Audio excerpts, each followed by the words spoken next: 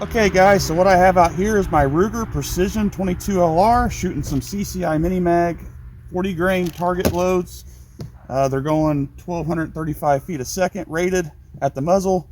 I've never chronographed them, so I don't know, but I do know they have a sonic crack, meaning they go above the sound barrier. And I have some spinners set up down there at 75 yards just to see if these can print a nice tight cluster down there. No wind, so that's a good thing. Let's see what happens here.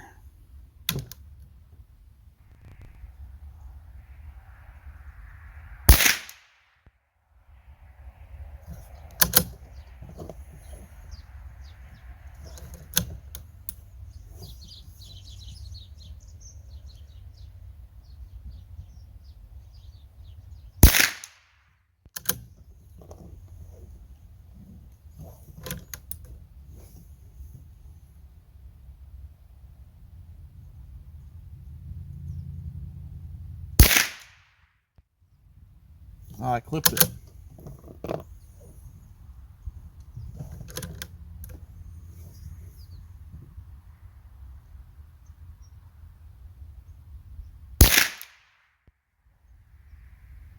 That's a nice tight cluster down there.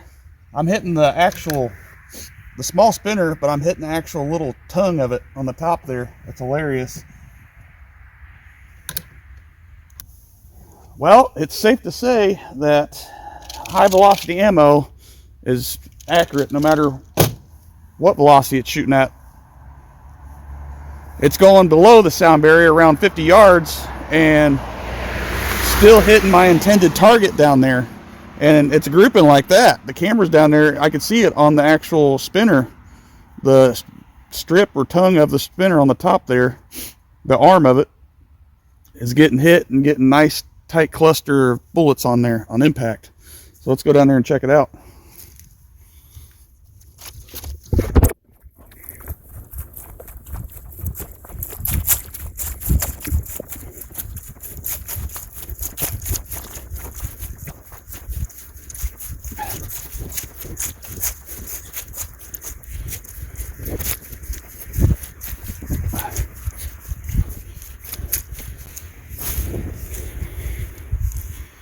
Here's my camera, still rolling. And here you can see I was hitting the top here and they're just stacking.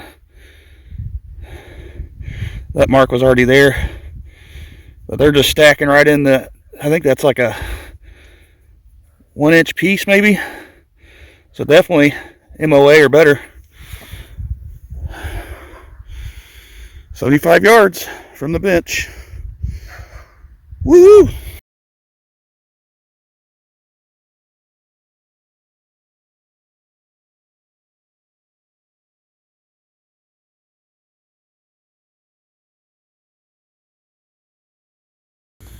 Now you guys are probably going to say, well James, how did you get your gun to shoot that ammo, the high velocity CCI Mini Mags, that good at that far of range? Well, for one, I know this rifle. Being the Ruger Precision, and if you guys been following along the channel, they did not design this rifle very well, or at least the bolt I should say.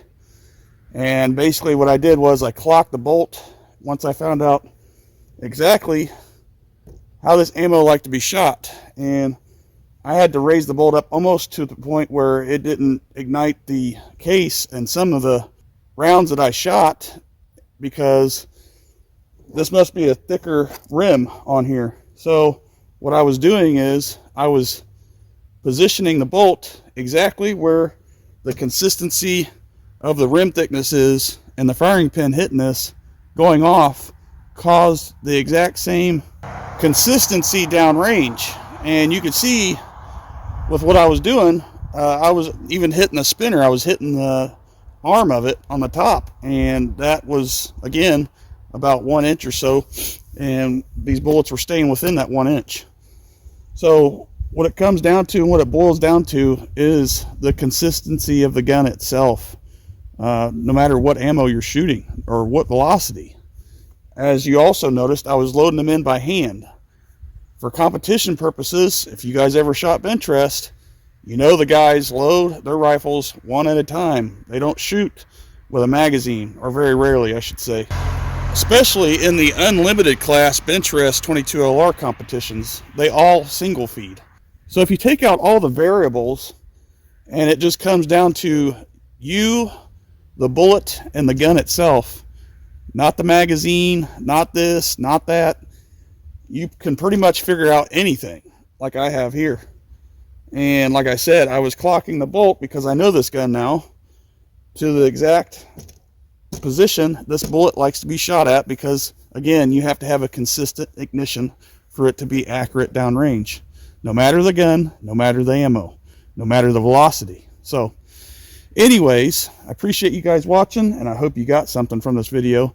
Just a fun little video I wanted to do, and just to show, you know, at 75 yards, I'm not going to change my settings on my gun or anything because it's set up the way I want for 50 yards. If I was going to do 100 or anything like that, in other videos you noticed I went with a higher mounted scope, all this and that. And by the way, this scope is the Discovery Optics ED 6-25 by 56 with a 34 millimeter tube. Awesome scope for what I was doing, guys.